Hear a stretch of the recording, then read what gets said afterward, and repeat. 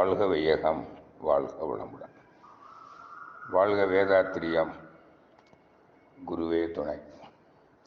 அன்பார்ந்த சிந்தனையாளர்களே, உங்கள் அனைவருக்கும் எனது மாலை வணக்கத்தையும் வாழ்த்துக்களையும் தெரிவித்து, இன்றைய சிந்தனையாக நோயற்ற வாழ்வு ஒரு சிந்திக்கலாம். நோயற்ற வாழ்வே குறைவற்ற செல்வம், எல்லாருக்கும் தெரியும். உடல் நலத்தோடு வாழ்வதே வாழ்க்கை. ஒருத்தருக்கு உடல் நலம் இல்லைன்னா இது என்ன வாழ்க்கை இது அப்படின்னு சொல்லுவாங்க. நல வாழ்வுனாலே நீங்கள் உடல் நலத்தோடு வாழ்கிறீங்களான்னு தான் அர்த்தம். எல்லாரும் சொல்கிறோம், இப்போ நம்ம குடும்ப உறுப்பினர்கள், நண்பர்கள் எங்கேயோ வெளியூருக்கு போகிறாங்க, அப்போ கூட நம்ம என்ன சொல்கிறோம்? உடம்பு கவனிச்சுக்க, உடம்பு கவனிச்சு எல்லா வேலைக்கு சாப்பிடுங்க. நம்ம எதுவும் தெரிஞ்சதை சொல்கிறோம், உடம்பு கவனிச்சுக்க, உடம்பு கவனிச்சுக்க இல்லையா? உடல் நலம் ரொம்ப முக்கியம். அதனால தான் நோயற்ற வாழ்வே குறைவற்ற செல்வம்னு சொல்லி வச்சாங்க. ஆனால் இன்னைக்கு சமுதாயத்தில் நோயாளிகளின் எண்ணிக்கை என்ன ஆயிடுச்சுங்க? கூடிக்கிட்டே வருது. அதனால் மரணம் எப்போ வரணும் மனிதனுக்கு? வயோதிக காலம், இயற்கை மரணம் வரும். உடல் தளர்ந்து ஒரு நாள் மரணம் வரும். ஒரு நெல் பயிர் இருக்குது, அதை நெல் விதைக்கிறீங்க, அது பயிராக முளைச்சி பலனை கொடுக்கறதுக்கு 3 மாதமோ 4 மாதமோ ஆகுதுன்னு வைங்க. அது பல நூறு நெல்மணிகளை கொடுத்த பிறகு நீங்கள் என்ன தான் தண்ணி பாய்ச்சினாலும் அது பழுத்துடும். பழுத்து அது செத்து போகும். அதே போல் இந்த உடம்பு ஒரு நாள் செத்து போகும். அதுக்கு ஒரு ஆயுள் காலம் இருக்கிறது, இயற்கை நிர்ணயிச்சிருக்கு.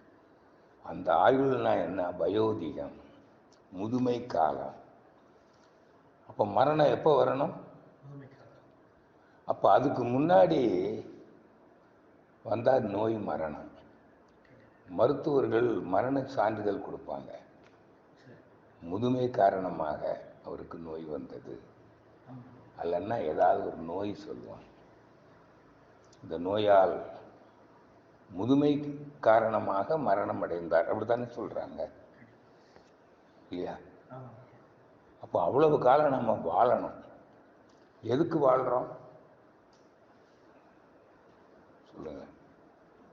இந்த வாழ்வதே ஒரு இன்பம். இன்பம்னா என்ன? அங்க எப்படி இந்த இன்பங்களை அனுபவிக்கிறோம் பாருங்க. தொட்டு சுவைத்து முகர்ந்து பார்த்து கேட்டு பொருள் உறவிலும் தாம்பத்திய உறவிலும் புலன் இன்பங்களை தூக்கிறோம் அல்லவா, அது இன்பம். இன்னொன்று, பிறர் துன்பம் போக்கி பிறர் துன்பமில்லாமல் வாழ உதவுறோம் பார்த்தீங்களா? இதான் சர்வீஸ் டு ஹியூமனிட்டி. எல்லாரும் துன்பமில்லாமல் வாழணும். அப்போ துன்பமில்லாமல் வாழ்றதுக்கு உதவுறோமே, அதுவும் ஒரு இன்பம் தான். அப்போ இந்த 2 வகை இன்பம் இருக்கு இந்த உலக இன்பத்தில். இந்த உலக இன்பங்களை அனுபவிக்கணும்னா நீ அதுவும் எதுவரையில்? முதுமை காலம் வரை. நோய் வந்தால் உனக்கு மரணமும் சீக்கிரம் வந்துடும். அடிக்கடி நோய் வருதுன்னு வச்சுக்கங்களேன். ஒரு மோட்டார் வாகனம் வாங்குறோம், அடிக்கடி பழுதாச்சுன்னா நம்ம அதை சீக்கிரமாக என்ன பண்ணிடுவோம்? அதை விற்றுருவோம் அல்லது மாற்றிடுவோம், ஏதோ பண்ணுவோம். இல்லைன்னா காயலாங்கடைக்கு போவோம். அதை அப்போ இந்த உடலில் என்ன செய்யணுங்க? நோய் வராமல் பார்த்துக்கணும். அந்த நோய் வயோதிகத்தில் வரலாம். அப்போ நோய்னா என்ன அப்படின்னா, வள்ளுவர் சொல்றார், அஜீரணம். அஜீரணம் தான் நோய். அது என்னன்னா, ஜீரணம் ஆகும்போது, சீரணம்னா என்னன்னா நம்ம உணவு தான் ஜீரணம் ஆகுது. உண்டு கொடுத்தோர் உயிர் கொடுத்தவர். இந்த ஜீரணிக்கிற சக்தி இருக்கு பாருங்க, அதான் உயிர் சக்தி. அந்த உயிர் சக்தி வளமா இருக்கணும். அந்த உயிர் சக்தி வளம் குறைந்தால் அதான் அஜீரணம், அதான் நோய். அப்போ அஜீரணம் வந்துருச்சுன்னா நமக்கு என்ன, அதுக்கு தான் நோய்ங்கிறோம். அதுக்கு என்ன அடையாளம்னா உடம்புல வலி. புரியுது? இப்போ மகரிஷி போன்றவங்க சொல்றாங்க, மகான்கள், அது என்னன்னா, இப்போ இங்க மின்சாரம் இருக்குது, மின்காந்த சக்தி, இதுக்கு ஒரு அழுத்தம் இருக்குது, வோல்டேஜ். அந்த வோல்டேஜ் குறைஞ்சா இந்த கருவிகள் சரியா வேலை செய்யாது, அது கோளாறு ஆகிப்போச்சு, வலி நோய்ங்கிறீங்க. நோய் ஒழுங்கா வேலை செய்யும். அப்போ நம்ம உடம்புல இருக்கக்கூடிய உறுப்புகள் இருக்கு இல்லையா, கருவிகள், தொழில் கருவிகள், உணர்கருவிகள், அப்புறம் உடல் இயக்க கருவிகள், சீரண கருவிகள், சீரணத்துக்கு சம்பந்தப்பட்ட கருவிகள். அது இப்போ ஒரு 10 கருவிகள் உங்கள் எல்லாருக்குமே தெரியும். இருதயம், நுரையீரல், கல்லீரல், மண்ணீரல், சிறுநீரகம், இரைப்பை, சிறுகுடல், பெருங்குடல், பித்தப்பை, மூத்திரப்பை. இதன் ஜீரணத்துக்கு சம்பந்தப்பட்ட உடல் உறுப்புகள். அடுத்தது தொழில் கருவி, மன இயக்க கருவிகள். இது உடல் இயக்க கருவிகள், இன்னொன்று மன இயக்க, அது 10. கை, கால், வாய், பால் உறுப்பு, குதம், தோல், நாக்கு, மூக்கு, கண்ணு, காது. இதை கர்மேந்திரியங்கள், ஞானேந்திரியங்கள்னு சொல்லுவாங்க. அது இந்த உறுப்புகளெல்லாம் முழு திறனோடு இயங்கணும்னா அதை இயக்குகிற ஒரு சக்தி இருக்கு இல்லையா, இது எல்லாருக்கும் புரியுதா புரியலையா? அதான் உயிர் சக்தி. அதை வேதாத்திரியம் எப்படி சொல்லுதுன்னா சீவ காந்த சக்தி. காந்த சக்தி. இப்போ மின்சாரத்தை மின்காந்த சக்தின்னு சொல்றோம். இந்த மின்சார கருவிகளை இயக்குவது மின்காந்த சக்தி. அப்போ உடல் உறுப்புகளையும் கருவிகளையும் இயக்குவது எது? சிவகாந்த சக்தி. அப்போ அந்த சிவகாந்த சக்தி நம்ம உடம்புல உற்பத்தி ஆகுது. எப்படி உற்பத்தி ஆகுது? எல்லாரும் சொல்லியிருக்காங்க, உண்டி கொடுத்தோர் சொல்றீங்களே, நல்லா சாப்பிடு, ஒழுங்கா சாப்பிடு. உணவுல ஒழுங்கு, உணவுல ஒழுங்கு இல்லைன்னாலே நோய் வந்துடும். மருத்துவர்கிட்ட போறீங்க, என்ன கேட்கிறாரு? முதல் கேள்வி, என்ன சாப்பிட்டீங்க, எப்படி சாப்பிட்றீங்க, எப்ப சாப்பிட்றீங்க? இப்போ அது வேற, இப்போ டயட்டீஷியன் வேற வந்துருச்சு, ஃபுட் அண்ட் எல்லாம் அங்க டயட்டை பற்றி பேசுறாங்க, உணவை பற்றி சொல்றாங்க. புரியுதுங்களா? அப்போ உணவு தான் ரொம்ப முக்கியம். அதனாலதான் மருந்தன வேண்டாவாம் யாக்கைக்கு அருந்தியது அற்றது போற்றி உணின் அப்படின்னு வள்ளுவர் சொல்லிட்டு. அற்றதுன்னா ஜீரணமாகும். அப்போ அஜீரணமே நோய்க்கு காரணம், எல்லாரும் சொல்லிட்டு. புரியுதுங்களா? அப்போ இப்ப நல்லா புரிஞ்சுக்கங்க. அப்ப இந்த ஜீவகாந்த சக்தி நம்ம உடம்புல உற்பத்தி ஆகுது இல்லையா, அந்த ஜீவகாந்த சக்தியை, அவருடைய உற்பத்தியையும் நாம என்ன பண்ணணும்? சரியா வச்சிருக்கணும்.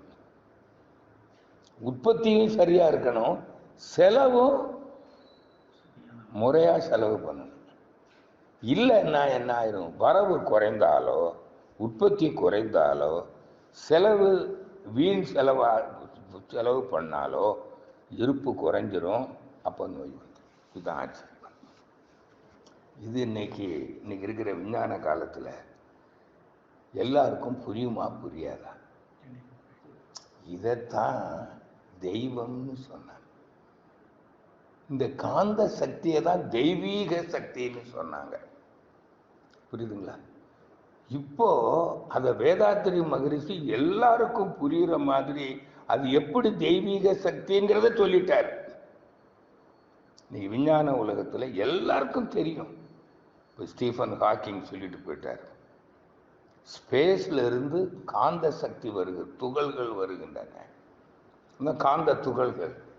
அந்த காந்த துகள்கள் தான் விண்ணாகி காற்றாகி நெருப்பாகி நீராகி மண்ணாகி முறையாக கூடி அங்க சீவனாகி சீவகாந்தமாக இருக்கிறது. அப்போ சீவகாந்தம் என்பது என்ன? தெய்வீக சக்தி. இதான் ஆத்மா, மெய்ப்பொருள், ஆன்மீக அறிவு. புரியுதா? இப்போ இதை புரிஞ்சுக்கிட்டீங்கன்னா நம்ம உடல்நலம் காக்கிறது இப்போ ரொம்ப ஈஸி. இப்போ இந்த இது எப்படி உற்பத்தி ஆகுது?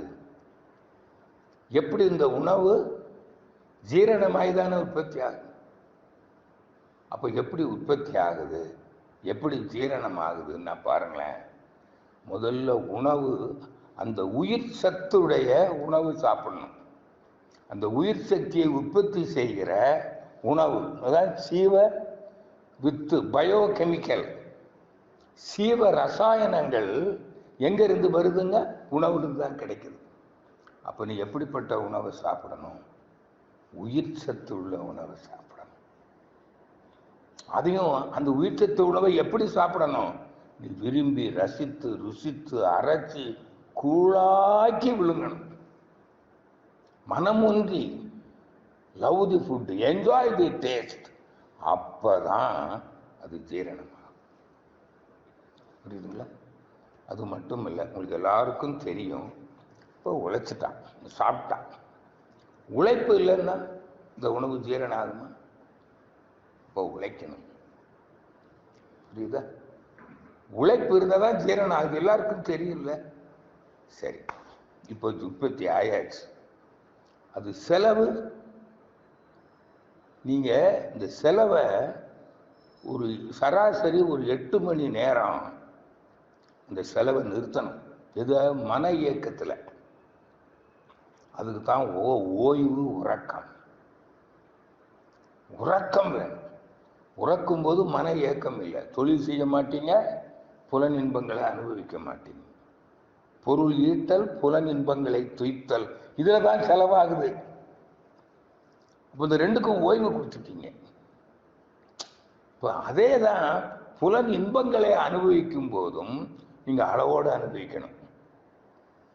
புரியுங்களா?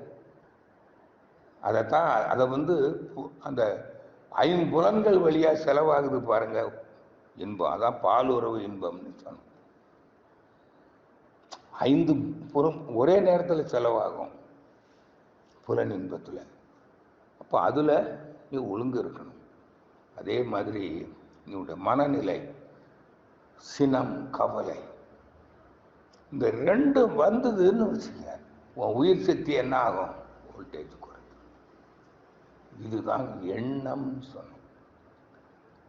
அப்போ இந்த உணவு சரியா ஜீரணம் ஆகணும்னா நீங்க இந்த 5லையும் அளவு முறையை காக்கணுமா இல்லையா? புரியுதுங்களா? இதை செஞ்சீங்கன்னா உங்களுக்கு ஜீரணமும் ஆயிடும் இல்லையா? அந்த சக்தியும் உற்பத்தி ஆகும், செலவும் குறையும். சரி, அப்படின்னா இப்போ இந்த உழைப்பு எல்லாருக்கும் சரியா இருக்குதா? இருக்காது. அதுக்கு தான் நம்ம சித்தர்களே கண்டுபிடிச்சாங்க. அதான் உடற்பயிற்சி. யாருக்குமே உழைப்பு சீராக இருக்காது. புரியுதுங்களா? உடல் உறுப்புகளுக்கெல்லாம் சரியான அசைவு, அந்த ஸ்கெலிட்டன் சிஸ்டம், மஸ்குலர் சிஸ்டம் அசைவு இருக்காது. அசைக்கணும். அதுதான் உழைப்பு, சீரான உழைப்பு. அதுக்கு தான் உடற்பயிற்சி. புரிஞ்சுட்டீங்களா? அதனால தான் இங்கே சொல்கிறோம், உடற்பயிற்சி செய்யுங்க. உடற்பயிற்சி நீங்கள் உடற்பயிற்சி செய்யாமல் நான் உடல் நலத்தோடு வாழ்ந்துருவேன்னா அப்போ உனக்கு ஏதோ உழைப்பு சரியாக இருக்குதுன்னு அர்த்தம். உணவுக்கு தகுந்த உழைப்பு. இப்போ நம்ம சாப்பிட்ற உணவு அளவோடு சாப்பிட்றான்னா இல்லை.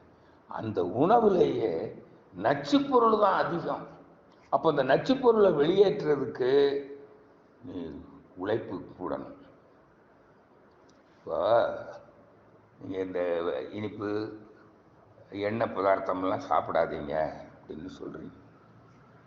இப்போ நம்ம கடை வீதியில் நான் மளிகை கடை வச்சுருந்தேன். மார்க்கெட்டில் ஒரு காலம். அப்போ நம்ம கடையில் வேலை செய்கிறவன் நல்லா சாப்பிடுவான், இடையிடையே வடை சாப்பிடுவான், இனிப்பு சாப்பிடுவான், அவன் பாட்டில் அடிப்பான், அடிச்சுட்டு மூட்டை தூக்குவான், பண்ணா 1 மணி நேரத்துக்கு ஒரு தடவை தின்னுட்டே இருப்பான். அவனுக்கு நோய் வந்துச்சா? உழைப்பு, அதான் உணவுக்கு தகுந்த உழைப்பு இருக்கணும், உழைப்புக்கு தகுந்த உணவு இருக்கணும். உனக்கு உடல் உழைப்பு இல்லை, மூளை உழைப்பு தான் இருக்கு. அப்போ அதுக்கு தகுந்தாப்ப தானே உணவு சாப்பிடுங்க. உணவுல ஒழுங்கு இருக்குதா? அப்போ எளிதாக ஜீரணிக்கக்கூடிய உணவு, பழங்கள், ஃப்ரூட்ஸ், பச்சை காய்கறிகள், பழங்கள், அது நல்ல ஆர்கானிக், இயற்கை வேளாண்மையில் உற்பத்தி செய்யப்பட்ட பொருள் சாப்பிடணும். ஈஸியாக ஜீரணிக்கக்கூடிய. இப்போ நம்மகிட்ட உணவுல ஒழுங்கு இல்லைன்னு புரியுது இல்லை? அப்போ இந்த சத்து இன்னைக்கு இருக்கிற நிலைமையில இப்போ யாருக்குமே அந்த உயிர் சத்து எல்லாருக்கும் கிடைச்சிருமா உணவு மூலமா? இல்லை. அதுக்காக தான் என்ன செஞ்சாங்க சித்தர்கள், மருத்துவ குணமுடைய மூலிகைகளை உணவுல சேர்த்துக்கிட்டாங்க. அதான் மூலிகை உணவு தாங்க. ஆதி மூலமே தந்தது மருத்துவ குணம். அதாவது என்ன மருத்துவ குணம்னா, உணவுல இருந்து கிடைக்க வேண்டிய ரசாயனம் கிடைக்காத போது அந்த ஜீவ ரசாயனங்களை அந்த மூலிகை மூலமா பெறுறோம். சரி, அதுவும் எல்லாருக்கும் கிடைக்குதா? இல்லை. அப்பதான் சித்தர்கள் கண்டுபிடிச்சாங்க, அதுக்கு தான் காயக்கல்ப பயிற்சி. புரியுதா? இப்போ அந்த வித்து ரசாயனம், அமுதம்னா இந்த உடல் உறுப்புகளுக்கு தேவையான அனைத்து உயிர் சத்துக்களையும் உடைய ஒரு தெய்வீக திரவம், ஒரு ஃப்ளூயிட். அதை நம்ம உடம்புல உற்பத்தி செய்து கொள்வதற்கு ஒரு பயிற்சியை கண்டுபிடிச்சாங்க. அதான் சித்தர்கள் காயக்கல்ப பயிற்சி. இப்போ புரியுதா? அப்போ நம்ம இப்போ நல்லா புரிஞ்சு போச்சு, இதுதான் தெய்வீக சக்தி. அப்போ நீங்க கடவுள்கிட்ட போய், கடவுளே என்னை காப்பாத்து, என்னை நோயிலிருந்து காப்பாத்து, நோய் எதிர்ப்பு சக்தியை இது குடுன்னு கேட்கணுமா? நீ நோயை குணப்படுத்துன்னு கேட்கணுமா? ஜீரண சக்தியும் நோய் எதிர்ப்பு சக்தியாகவும் விளங்குவது எது? சிவகாந்தம், சிவகாந்தம், சிவகாந்தம். புரியுதுல்ல? இதுவே தான் மனம். அதனாலதான் அந்த மனம் உணர்ச்சி வயப்பட்ட மனதில் சினமும் கவலையும். பாருங்க, சினம் கொள்றவனுக்கு நோய் வருதா? வரல. கவலைப்படுறவனுக்கு நோய் வருதா? இதுதான் மனநிலை. புரியுதுங்களா? அப்புறம் நீ பிறருக்கு தீங்கு செய்து விட்டாய், சினம் கொண்டு. சினம் தானே, சினத்தினால தானே நீ பிறருக்கு தீங்கு செய்கிற. உன்னுடைய வேதனையை சம்பாதிக்கிறல்ல. நீ சினம் கொள்றதுனால மட்டும் உனக்கு நோய் வரல, நீ பிறருடைய வருத்தத்தை நீ சம்பாதிக்கும் போது உனக்கு அது ஒரு விஷத்தன்மை. உன்னுடைய ஜீவகாந்தம் விஷத்தன்மையை பெறுகிறது. அதுதான் குணம். அப்போ சினம் கொள்வது, பிறருடைய வருத்தத்தை சம்பாதிப்பது மனநிலை. அது மாதிரி சொல்லுவாங்க, மோட்டார் வாகனத்தில் எரிபொருள் இருக்குது, அது தரமான பொருளாக இருக்கணும். அதில் கொஞ்சம் மண்ணெண்ணெயை கலந்துட்டீங்கன்னா எப்படி அந்த என்ஜின் கெட்டு போகுதோ, அதே போல் உன் மனசில் இந்த கெட்ட எண்ணங்கள், தீய எண்ணம், பிறருக்கு தீங்கு நினைப்பது, பிறருக்கு தீங்கு செய்வது, புரியலையா? அதான் பிறருக்கு நான் முற்பகல் செய்யும், நீ தீங்கு நினைக்காத. எண்ணம் சொல் செயலால் நீ பிறருக்கு தீங்கு சொல்வது, வன் சொல் பேசுவது. புரியுதுங்களா? அப்புறம் செயல், எண்ணம் சொல் செயலால் நீ பிறருக்கு துன்பம் தந்து விட்டால் நீ நோயாளி ஆகி விடுவாய். எப்படி? உன்னுடைய ஜீவகாந்த தரம் கெட்டு போகிறது. அப்போ ஒன்று குவான்டிட்டி, இன்னொன்று குவாலிட்டி. புரியுதா? இப்போ ஜீவகாந்த சக்தியினுடைய திணிவு, அதனுடைய தரம், இந்த ரெண்டும் சரியா இருந்ததுன்னா நோய். அப்போது இது சரி இல்லைன்னு சொன்னால் என்ன ஆகும்? உடல் செல்கள் அங்கே கெட்ட ரசாயனம், செல்கள் கெட்டு போயிடும். அப்போ அங்கே உற்பத்தி ஆகாது. அதே சமயம் அந்த செல்களுக்கு கூட உயிர் சக்தி ஓடாது.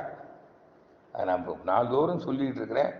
டார்ச் லைட்டில் போட்டிருக்கிற ஒரு செல் அது கெட்டு போச்சுன்னா மின்சாரம் விசையை அழுத்தினா கூட அது ஊடுருவி ஒரு செல்லிலிருந்து ஒரு செல்லுக்கு போகாது. அப்போ தடை ஏற்படும். அதுதான் வலி, மின்குறுக்கு, ஷார்ட் சர்க்யூட் மாதிரி சொல்றாரு. இப்போதான் செல்லு கெட்டு போகுது.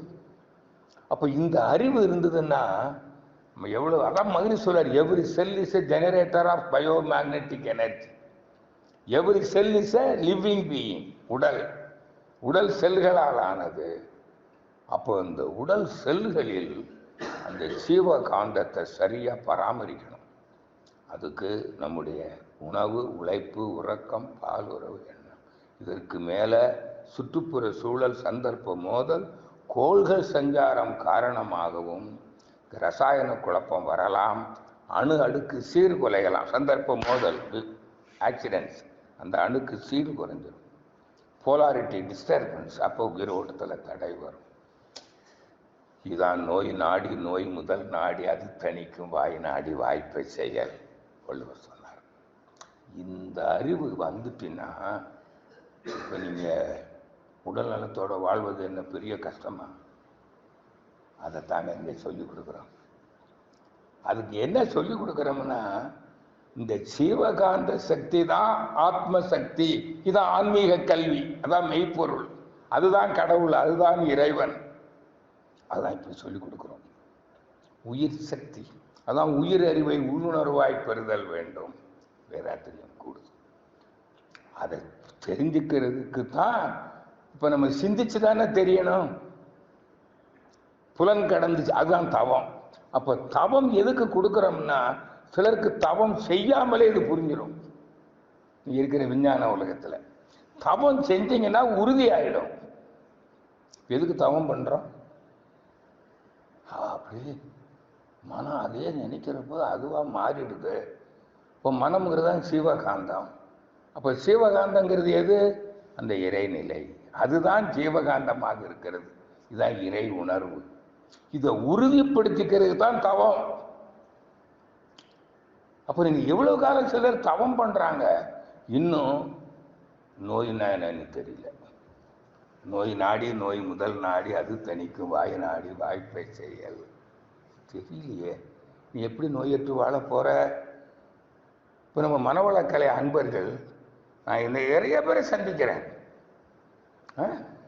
எல்லாரும் என்னைய கேட்குறாங்க, எப்படிங்க நீங்கள் மட்டும் இளமையாக இருக்கிறீங்க, அப்படியே இருக்கிறீங்க, இப்படி இருக்கு, உங்களுக்கு ஒன்றும் இல்லையா, நோயே இல்லையா?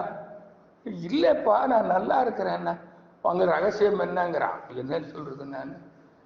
அப்போ நீ என்ன தெரிஞ்சுக்கிட்ட? ஒன்றும் புரியல. அதனால தான் நான் ஆன்மாவை அறிந்தவன். புரியுதா? அதுக்குத்தான் இந்த தவம். அப்போ சிந்தித்து தானே அறிய முடியும். விஞ்ஞான அறிவு இருக்கிறவன் சிந்திக்காமலே ஆன்மாவை அறியலாம். அது ஐன்ஸ்டைன் சொன்னார்,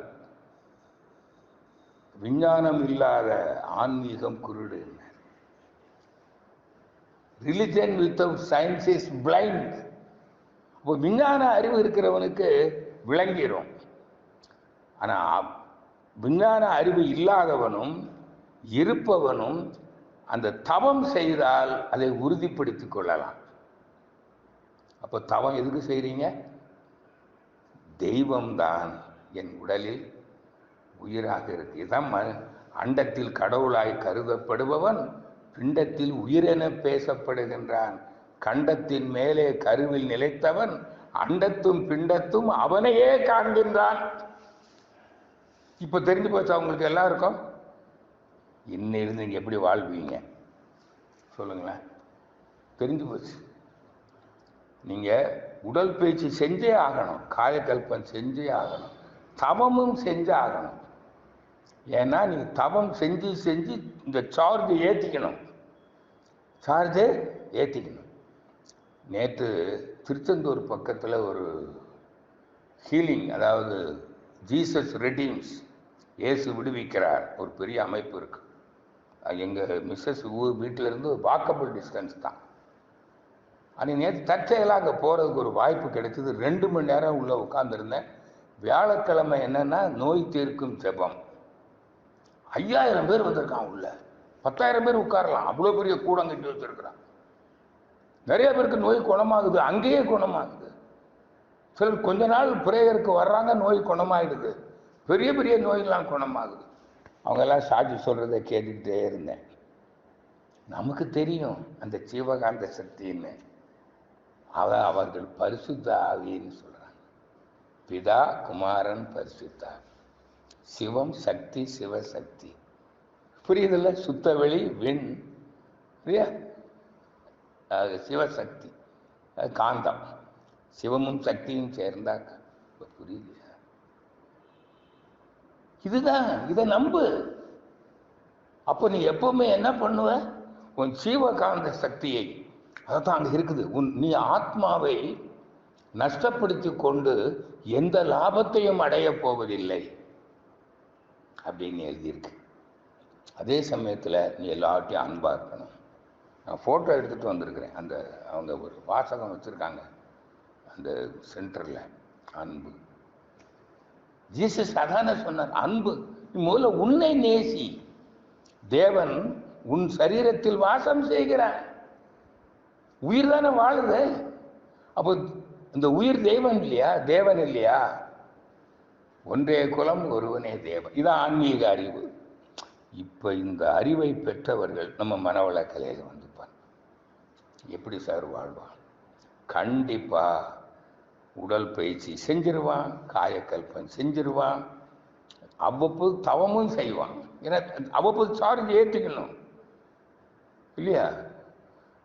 அப்போதான் அந்த மனம் அமைதியில் இருக்கும். அப்போதான் அந்த ஜீவகாந்த சக்தி, இந்த சக்கரங்கள் எல்லாம் சரியா இருக்கும். அப்போதான் ஜீரண சுரப்புகள் சுரக்கும்.